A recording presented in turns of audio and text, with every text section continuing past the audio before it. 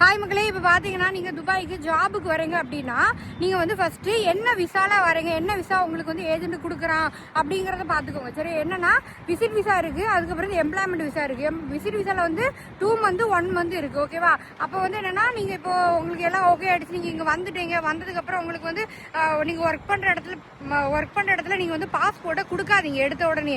ஏன் அப்படின்னா சப்போஸ் நீங்கள் ஒர்க் பண்ணுற பிளேஸ் உங்களுக்கு செட் ஆகாது. ஒன்ஸ் நீங்கள் வந்து அமௌண்ட் நீங்கள் உங்களுக்கு விசிட் போட்டு எல்லாமே நீங்களா பண்ணிட்டு வர்ற இடத்துல எதுக்கு நீங்க பாஸ்போர்ட் அவங்க கிட்ட கொடுக்கணும்? ஒன்ஸ் அவங்க உங்களுக்கு வந்து விசா அடிச்சா, அதாவது எம்ப்ளாய்மெண்ட் விசா அடிச்சா அதுக்காக நீங்க பாஸ்போர்ட்டை கொடுத்து உங்களுக்கு மெடிக்கல் எல்லாம் போடுறதுக்காக பாஸ்போர்ட் கொடுக்குற மாதிரி இருக்கும். மற்ற மாதிரி நீங்க வந்து இங்க பாஸ்போர்ட் வந்து சப்மிட் பண்ணணும்னு எந்த லீகலும் கிடையாது. ஓகே மக்களே? ஸோ அதனால பார்த்து பத்திரமா. நிறைய இங்க வந்து ஃபேக் ஏஜென்ட் மாதிரி இருக்காங்க, நிறைய பேர் ஏமாத்துறாங்க. ஈவன் எக்ஸாம்பிள் என்ன அப்படிதான், என்னெல்லாம் வந்து 1 மந்த் விசிட் விசால தான் கொண்டு வந்தாங்க. எனக்கு நான் வந்தது விசிட் விசான்னு கூட எனக்கு தெரியாம நான் வந்தேன்.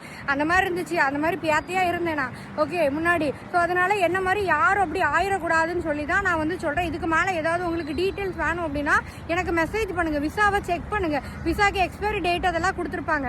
ஏன் நான் இன்னொரு விஷயம் என்ன அப்படி சொல்றேன்னா, அந்த விசிட் விசா அந்த 2 மாசம் உங்களுக்கு முடிஞ்சிச்சு. இப்போ வந்து என்னன்னா 2 மாசத்துக்கு வரைக்கும் உங்களை நல்ல வேலை வாங்கிட்டு அதுக்கப்புறம் என்ன பண்ணுவான்னா பைசா தர மாட்டேன். அந்த 2 மாசம் விசா முடிஞ்சதுக்கு அப்புறம் நீங்க வந்து எங்கேயும் போக முடியாது. ஏன் எங்கேயும் போக முடியாது நான் சொல்லுங்க அப்படின்னா, 2 மாசம் விசிட் விசா முடிஞ்சதுக்கு அப்புறம் ஒன்ஸ் வந்து உங்களுக்கு நீங்க வந்து விசா ரினிவல் பண்ணணும். அது வந்து இன்சைடு அவுட் சைடு 2 இருக்கு. ஓகேவா?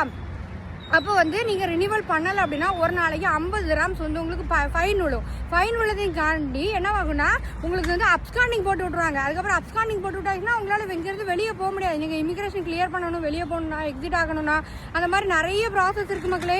ஸோ அதனால் வந்து இப்போ நீங்கள் எம்ப்ளாய்மெண்ட் விசா அடிக்கிறதா இருந்தால் மட்டும் பாஸ்போர்ட்டை கொடுங்க. அது இல்லாமல் பாஸ்போர்ட்டை கொடுத்து மாட்டிக்காதீங்க. சரியா மக்களே?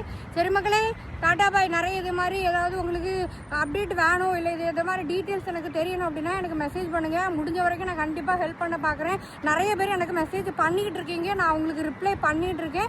என்னால முடிஞ்ச வரைக்கும் நான் ரிப்ளை பண்ணிட்டு இருக்கேன். சரியா மக்களே? சரி மக்களே, டாடா பை. போயிட்டு வரேன், டைம் ஆச்சு.